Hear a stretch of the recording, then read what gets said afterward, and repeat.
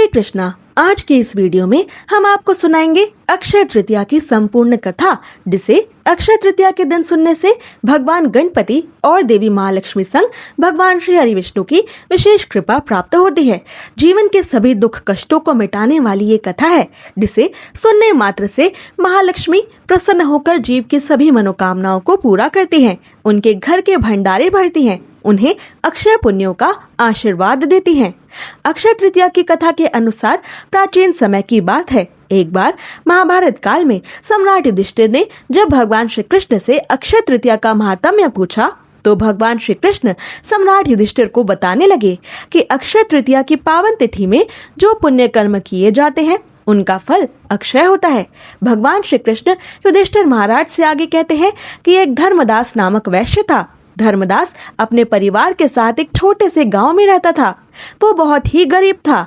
वो हमेशा अपने परिवार के भरण पोषण के लिए चिंतित रहता था। उसके परिवार में कई सदस्य थे। धर्मदास बहुत धार्मिक प्रवृत्ति का व्यक्ति था। उसका सदाचार तथा देव एवं ब्राह्मणों के प्रति उसकी श्रद्धा अत्यधिक प्रसन्न थी। अक्षय तृतीया व्रत के महात्म्य को सुनने के पश्चात उसने अक्षय तृतीया पर्व के आने पर सुबह जल्दी उठकर गंगा में स्नान करके विधि पूर्वक देवी देवताओं की पूजा की। व्रत के दिन सामर्थ्य अनुसार जल से भरे घड़े, पंखे, जौ, सत्तू, चावल, नमक, गेहूं, गुड़, घी, दही, सोना तथा वस्त्र आदि वस्तुएं भगवान के चरणों में रखकर ब्राह्मणों को अर्पित की। ये सब दान देखकर धर्मदास के परिवार वाले तथा उसकी पत्नी ने उसे रोकने का प्रयास किया। उन्होंने कहा कि अगर धर्मदास इतना सब कुछ दान में दे देगा तो उसके परिवार का पालन पोषण कैसे होगा। फिर भी धर्मदास कभी अपने दान और पुण्य कर्म से विचलित नहीं हुआ और उसने ब्राह्मणों को कई प्रकार का दान दिया। उसके जीवन में जब भी अक्षय तृतीया का पावन पर्व आया, प्रत्येक बार धर्मदास ने विधि से इस दिन पूजा एवं दान आदि कर्म किया। अनेक रोगों से ग्रस्त तथा वृद्ध होने के उपरांत भी उसने उपवास करके धर्म कर्म और दान पुण्य किया। यही वैश्य अगले दूसरे जन्म में कुशावती का राजा बना। मान्यता है कि अक्षय तृतीया के दिन किए गए दान पुण्य व पूजन के प्रभाव से ही वो अपने अगले जन्म में बहुत धनी एवं प्रतापी राजा बना। वो इतना धनी और प्रतापी राजा था कि त्रिदेव तक उसके दरबार में अक्षय तृतीया के दिन ब्राह्मणों का वेश धारण करके उसके महायज्ञ में शामिल होते थे। अपनी श्रद्धा और भक्ति का उसे कभी घमंड नहीं हुआ। वो प्रतापी राजा महान एवं वैभवशाली होने के बावजूद भी धर्म मार्ग से कभी विचलित नहीं हुआ। माना जाता है कि यही राजा आगे के जन्मों में भारत के प्रसिद्ध सम्राट चंद्रगुप्त मौर्य के रूप में पैदा हुए थे। ऐसे भगवान ने धर्मदास पर अपनी कृपा की। हे प्रभु, जैसे आपने धर्मदास पर अपनी कृपा की वर्षा की, वैसे ही जो भी व्यक्ति इस अक्षय तृतीया की कथा का महत्व सुनता है और विधि विधान से इस दिन पूजा एवं दान आदि करता है, उसे अक्षय पुण्य एवं यश की प्राप्ति होती है। साथ ही अक्षय तृतीया भगवान परशुराम के पृथ्वी पर प्रकट होने का भी दिवस है। इसको युगादि तिथि भी कहते हैं, क्योंकि सतयुग का आरंभ इसी दिन से हुआ था। इस दिन महिलाएं दसों दिशाओं की शांति व प्रसन्नता व अपने परिवार की खुशहाली के लिए दिशाओं की पूजा करती हैं। अक्षय तृतीया के दिन अपने दुर्गुणों को भगवान के चरणों में सदा के लिए समर्पित करके उनके सद्गुणों का वरदान मांगने की भी परंपरा है। इस अक्षय तृतीया के दिन भगवान परशुराम के जन्म की कथा भी आपको अवश्य सुननी चाहिए, क्योंकि इसी दिन भगवान परशुराम धरती पर प्रकट हुए थे।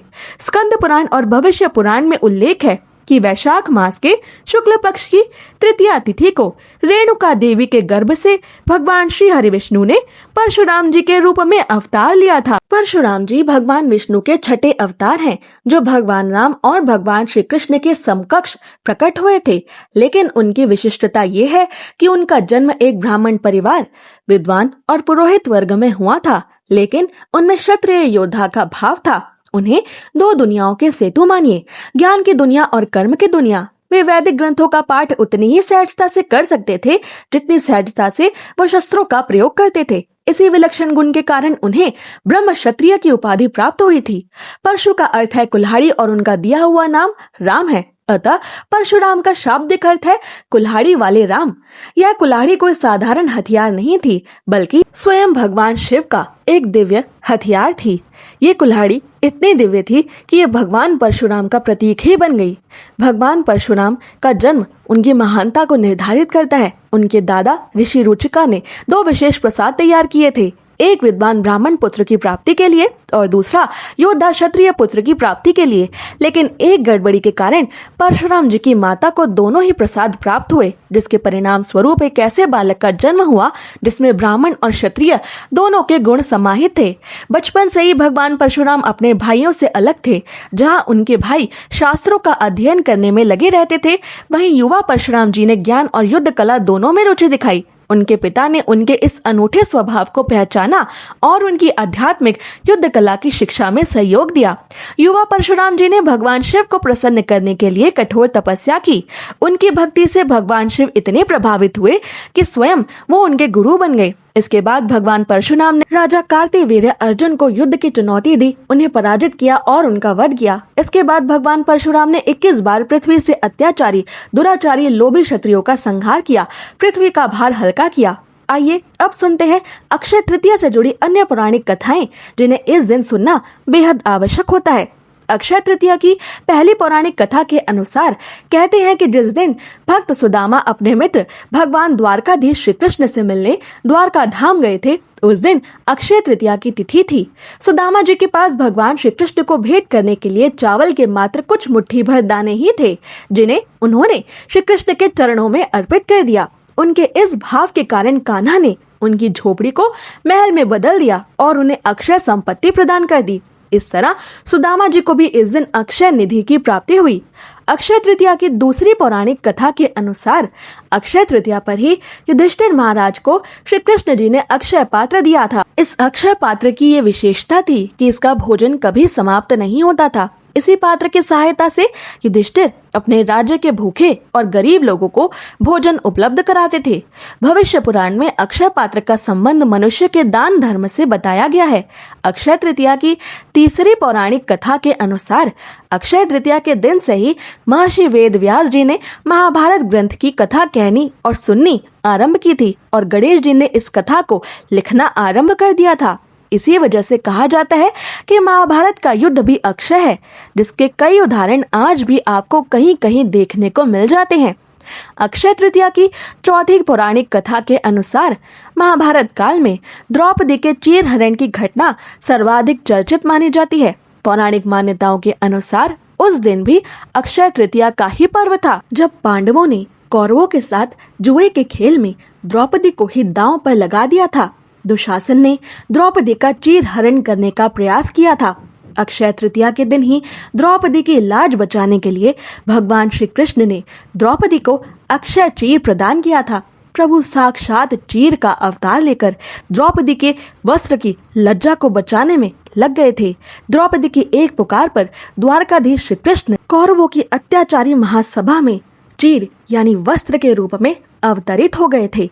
अक्षय तृतीया की पांचवी और सबसे महत्वपूर्ण पौराणिक कथा के अनुसार नारद पुराण में ये बताया गया है कि अक्षय तृतीया के दिन ही मां गंगा का धरती पर अवतरण हुआ था। तेज बहाव के साथ स्वर्ग से निकली गंगा नदी को भगवान भोलेनाथ शिव शंकर ने अपनी जटाओं में धारण कर लिया था और फिर भगीरथ के प्रयासों से देवी गंगा धरती पर हम सबको पावन करने के लिए इस अक्षय तृतीया के पुण्यवान और महानतम दिन पर ही प्रकट हुई थी। अगर आपको ये कथा पसंद आई तो इसे लाइक और शेयर करें और ऐसी ही कथाएं सुनने के लिए हमारे चैनल को सब्सक्राइब कर लें। जय श्री कृष्णा।